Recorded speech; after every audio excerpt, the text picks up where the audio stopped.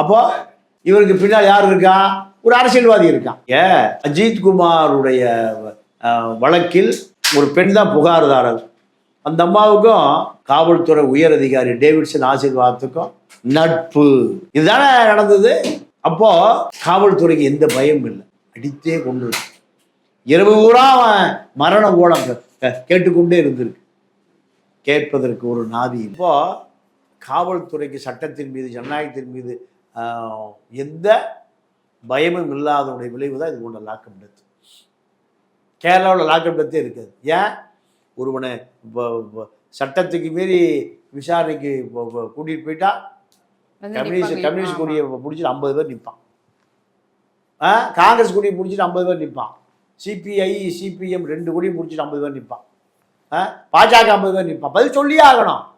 இங்கே பொறுக்கி தின்பதற்கு, திருடி தின்பதற்கு, டாஸ்மார்க்கில் சாராயம் விற்பதற்கு தான் எல்லா கட்சிக்காரும் கொடியோடு நிற்பான்.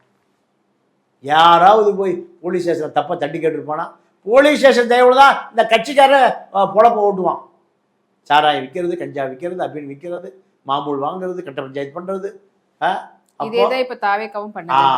அதுதான் லாக்அப் டெத்துக்கு காரணமே இதுதான்.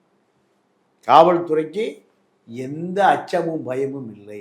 யார் வந்தாலும் இதுதான் நிலைமை. இதுதான் லாக்அப் டெத்துக்கான காரணம்.